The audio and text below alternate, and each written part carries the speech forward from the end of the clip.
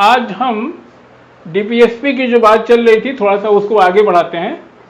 अगर ये दे दे कि डीपीएसपी के प्रावधान लागू करने के लिए संविधान कोई समय सीमा नहीं देता, ये सही है या गलत है? तो ध्यान रखिएगा कि डीपीएसपी को लागू करने के लिए संविधान सिर्फ एक आर्टिकल 45 है।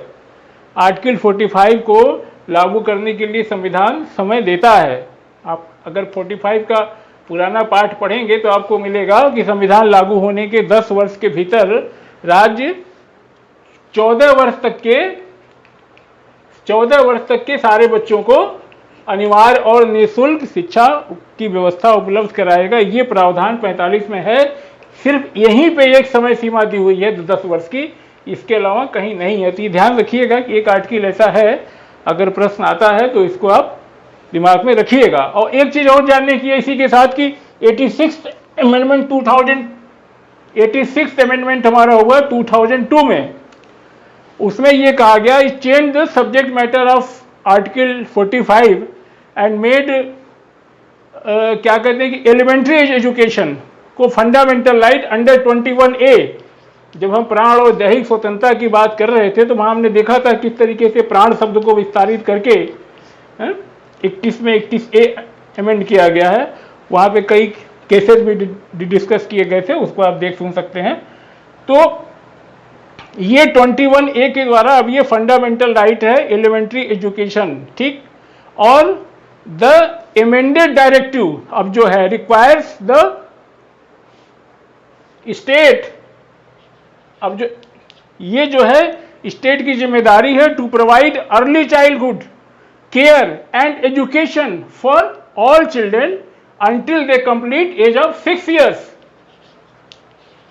ये राज्य की जिम्मेदारी है कि to provide early childhood care and education for all children until they complete age of 6 years। तो ये है, ये याद रखिएगा, ये अमेंडमेंट 86 था। और इसी तरीके से आप याद रखिएगा 43B वाला, 43B जिसमें कोऑपरेटिव सोसाइटीज आ गई। क्या कहा गया कि स्वायत्त राज्य प्रमोट करेगा स्वायत्त संगठन, क्या स्वैच्छिक संगठन, हाँ, वॉलंटरी ऑर्गेनाइजेशन, स्वायत्त संचालन, लोकतांत्रिक नियंत्रण और क्या व्यवसायिक प्रबंधन। ये 43B याद रखिएगा, ये अमेंडमेंट एग्जाम में आ सकता है। It was 97th amendment act, 97th Amendment Act made in 2011 introduced 43B, formation of cooperative societies। It's the responsibility of now it's state की जिम्मेदारी है, इट्स ड्यूटी है कि वो क्या करे कि स्वैच्छिक संगठन, स्वायत्त संचालन, लोकतांत्रिक नियंत्रण और व्यावसायिक प्रबंधन के लिए जो है कोऑपरेटिव सोसाइटी के लिए काम करे। और लगे हाथ हम ये देख लेते हैं कि डीपीएसपी में 36 से 51 तक के जो प्रावधान थे उसके अलावा पार्ट 4 के बाहर भी कुछ ऐसे डायरेक्टिव हैं, जैसे आपका 335, 350A और 351, ये 3 हैं। 335 क्या कहता है, ये आप अनुच्छेद 16 पढ़ते समय हम इसको पढ़ चुके हैं। ये कहता है क्या कि संघ या किसी राज्य के किसी कार्यकलाप से संबंधित कोई सेवा हो या पद में अगर नियुक्ति करनी हो तो उसमें SC/ST के दावों को जब हम विचार करेंगे तो SC/ST के दावों पे विचार करते समय प्रशासनिक दक्षता के अनुसार कार्य करते हुए प्रशासनिक दक्षता की संगति के अनुसार जो है कार्य किया जाएगा, ध्यान रखा जाएगा। ये 335 है। और 35 ये पार्ट 16 में है, ये पार्ट 17 में है। 350A ये क्या कहता है, प्रत्येक राज्य या राज्य में किसी स्थानीय प्राधिकारी के सामने to provide all adequate facilities for the क्या provide all adequate facilities for the instruction of children इन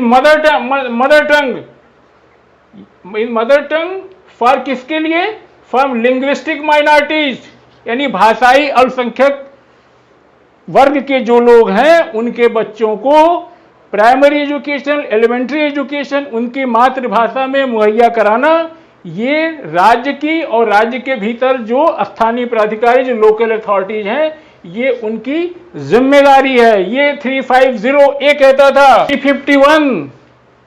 351 क्या है? 351 ये कहता है कि डेवलपमेंट ऑफ हिंदी लैंग्वेज,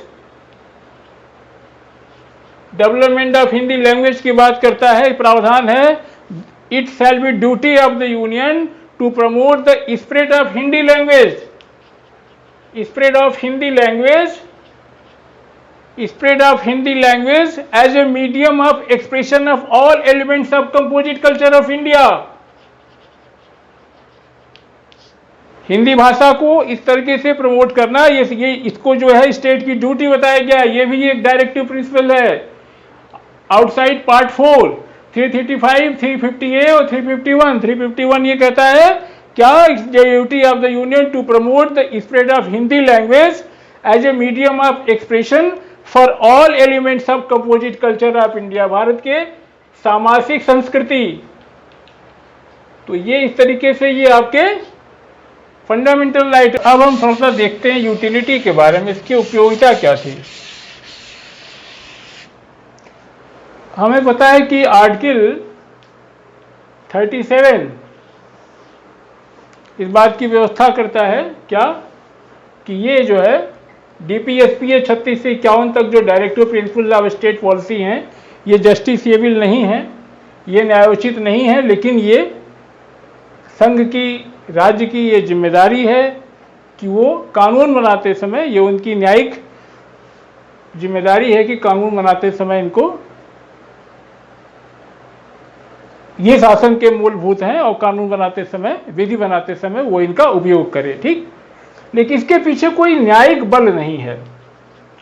इस कारण इसकी बड़ी आलोचना हुई। काफी लोगों का मत ये था कि इसको रखने की क्या जरूरत है, अगर इसको कोई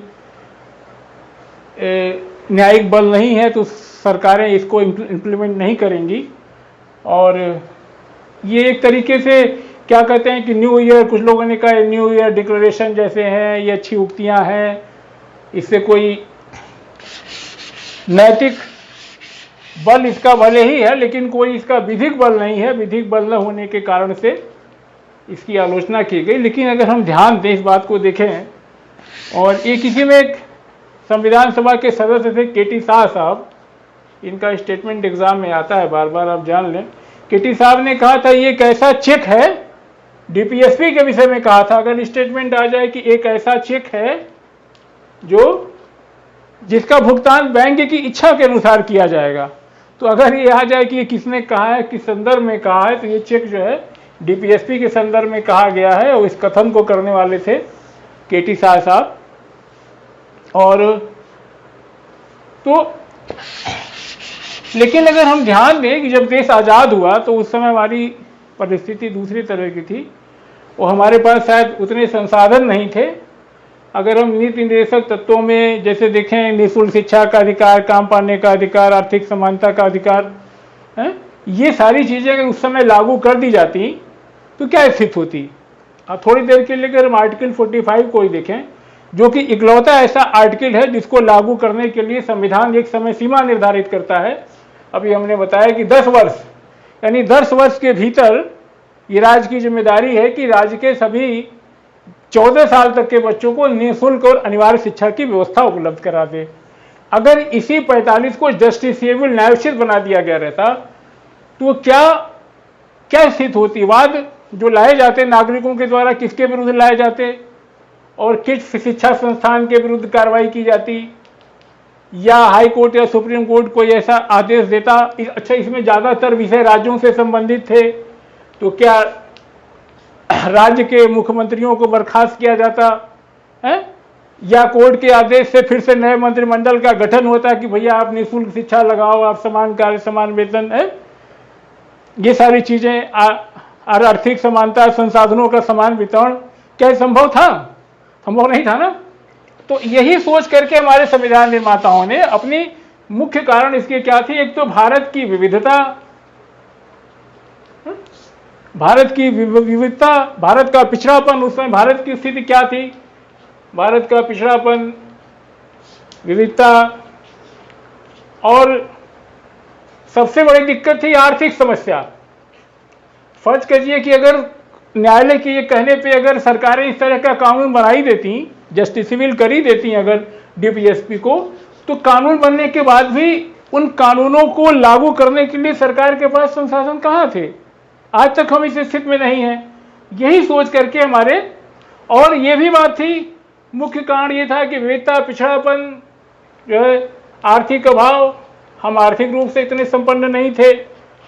तीसरा कारण यह भी था कि संविधान बनाने वाले सरकारों को ये फ्री हैंड देना चाहते थे कि शुरू में वो अपनी इच्छा के अनुसार से ये अपनी वरीयता को, अपने क्रम को, अपने समय को, अपने स्थान को ध्यान में रख करके या कब किस काम को करना है ये निर्णय सरकारें स्वयं लें। इसीलिए इसको, ये फंडामेंटल राइट एक तरफ ये नागरिकों के अधिकार हैं, दूसरी तरफ ये राज्य के कर्तव्य हैं, इसे राज्य के कर्तव्य के रूप में डाल दिया गया।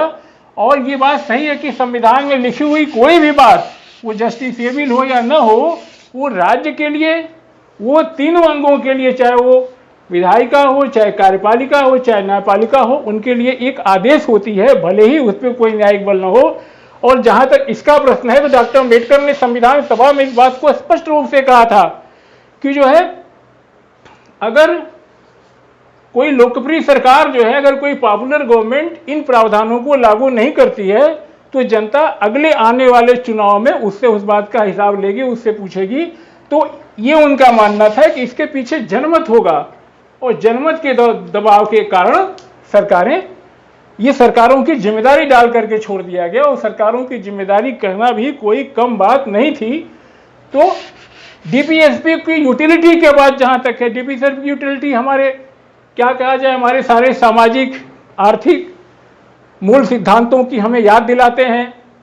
ये जुडिशियल रिव्यू में हमने पढ़ा, ये हमारे न्यायपालिका के मार्गदर्शन है। तीसरी चीज, सरकारें चाहे जो भी हो, किसी भी सरकार का एजेंडा चाहे जो भी हो, लेकिन ये सारे सरकारों के लिए सामाजिक, आर्थिक और राजनीति नीति का घोषणा पत्र है। डीपीएसपी के भीतर ही ये हमारे विपक्ष को तमाम संसाधन मुहैया कराते हैं, तमाम बातें इसमें हैं जिसको लेकर के वो सरकारों का घेराव करती हैं, सरकारों से सवाल पूछती हैं, सरकारों की जिम्मेदारी तय करती हैं। ये इसी के साथ साथ अगर देखें तो ये फंडामेंटल राइट के पूरक भी हैं। आप देखिए, फंडामेंटल राइट की जब हम क्रिटिसिज्म कर रहे थे तो हमने कहा था कि इसमें सामाजिक आर्थिक समानता के लिए कोई बात नहीं कही गई। सामाजिक आर्थिक समानता की जो कमी वहां दिखाई देती है, उस आर्थिक लोकतंत्र की स्थापना डीपीएसपी करता है, ये पूरक है। ठीक है, ये प्रस्तावना का विस्तार है हमारा। जो प्रस्तावना कहता है, विचार, अभिव्यक्ति, विश्वास, धर्म और उपासना की स्वतंत्रता, प्रतिष्ठा और अवसर की समानता, वो इन सारी बातों को यहाँ पे आकर के विस्तृत आयाम देता है। और ये राजनीतिक और आर्थिक, ये सरकारें भले आती जाती रहें, ये हमारी घरेलू और विदेशी नीति दोनों के लिए एक राजनीतिक और आर्थिक स्पष्ट निर्देश प्रस्तुत करता है। आप देखेंगे, अनुच्छेद 51 हम पढ़ रहे थे, 51 में अंतर्राष्ट्रीय संबंधों के बारे में विवेचना की गई है। ये विदेशी नीति से संबंध, ऐसी घरेलू नीति से हम किस तरह की नीतियां बनाएं जिस तरीके से कि भारत का विकास हो, हमारे जो संविधान का लक्ष्य है वो हमें प्राप्त हो, ये सारी बातें डीपीएसपी और जो है मुहैया कराता है। तो डीपीएसपी का महत्व गैर न्यायोचित होने के बाद भी कम नहीं है। अगर आप इसको, एमसी छागला साहब को आप जानते होंगे, भूतपूर्व चीफ जस्टिस थे एमसी छागला।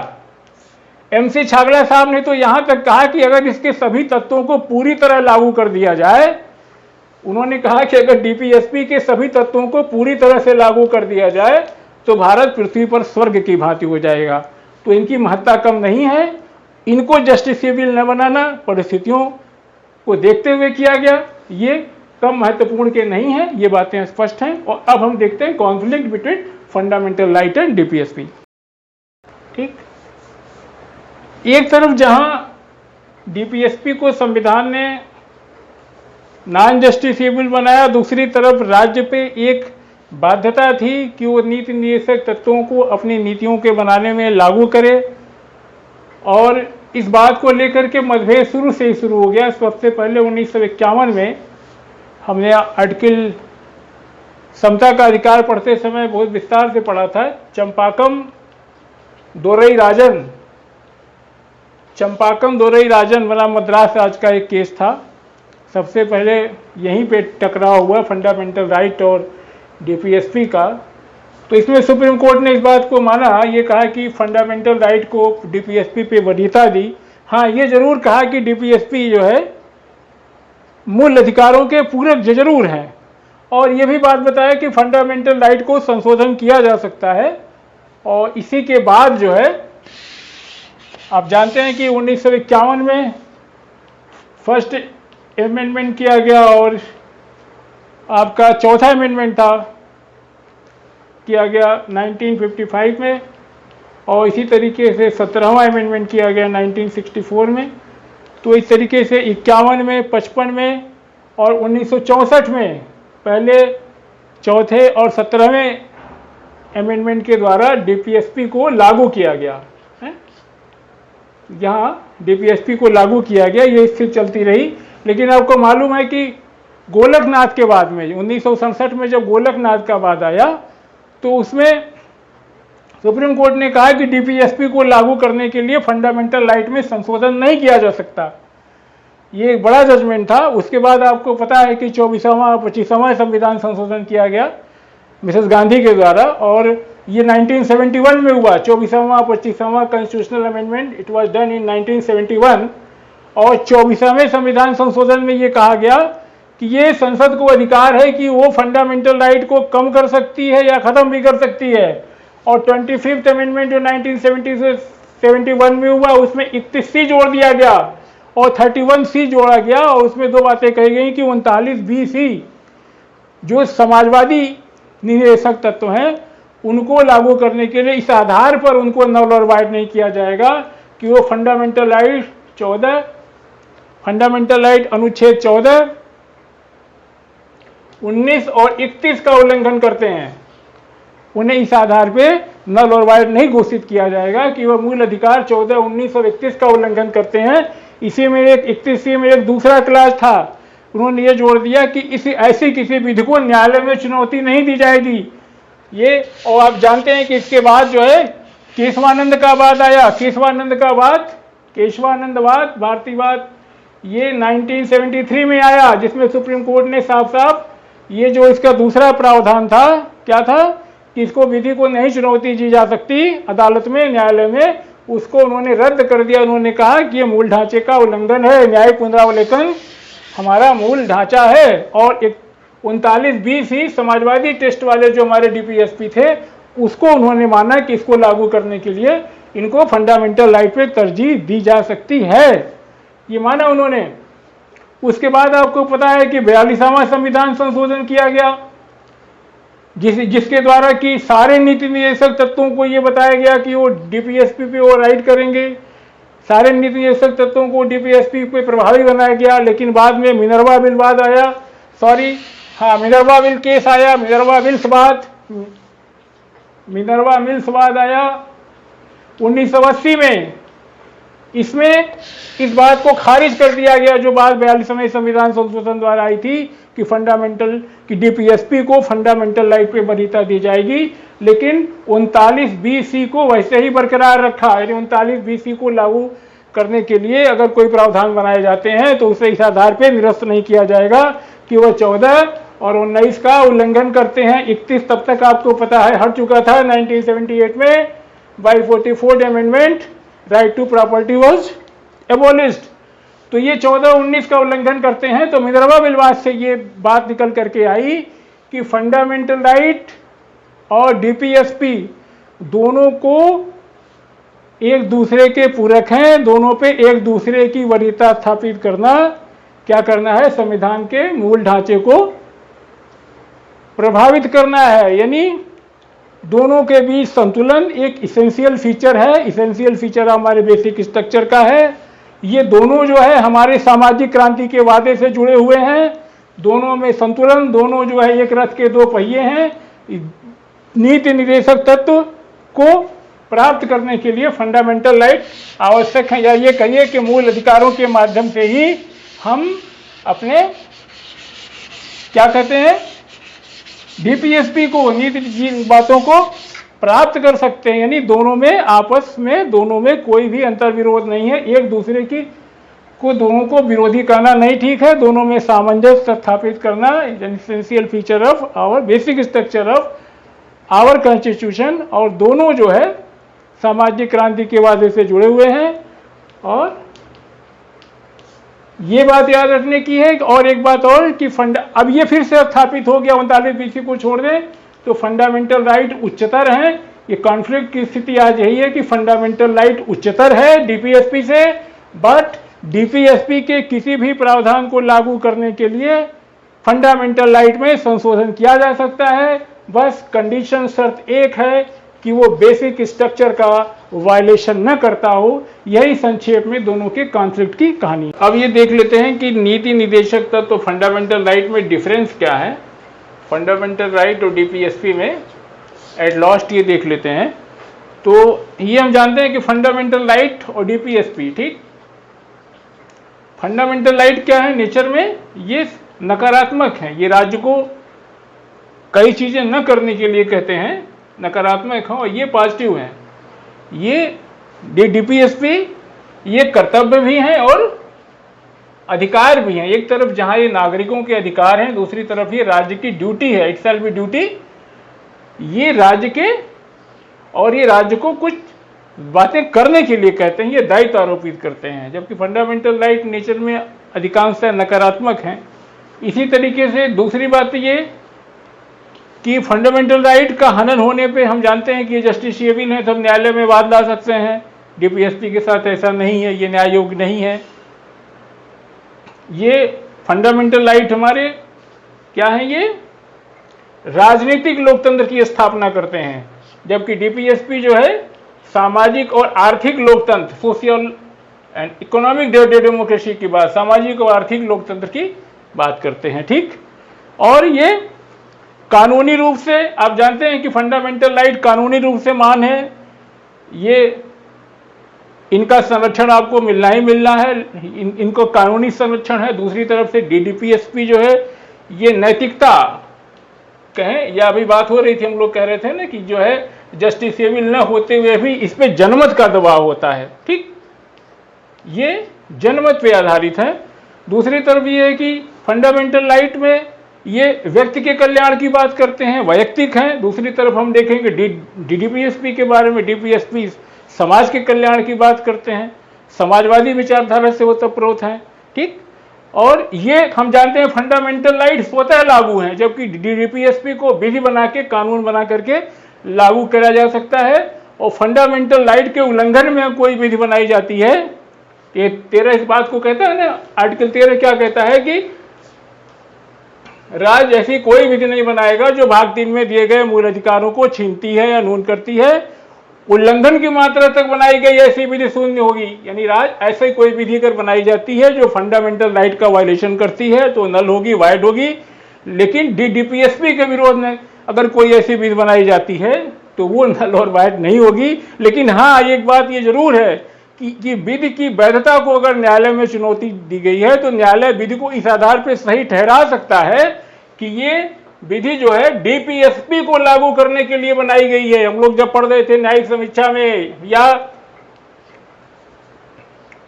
जुडिशियल एक्टिविज्म में, जब हम लोग इस बात को पढ़ रहे थे तो हम लोग देखे थे कि न्यायालय ने अपने निर्णय में न्यायिक सक्रियता दिखाते समय जिन सिद्धांतों का प्रतिपादन किया है वो डीपीएसपी की विचारधारा से प्रेरित थे। यानी कहने का मतलब विधि की वैधता को अगर न्यायालय में चुनौती दी गई है तो इस आधार पर उसे सही ठहरा सकता है कि यह विधि डीपीएसपी को लागू करने के लिए बनाई गई है। छोटी में यही बातें हैं जो कि अंतर स्थापित करती हैं फंडामेंटल राइट और डीपीएसपी में। Thank you, that's all.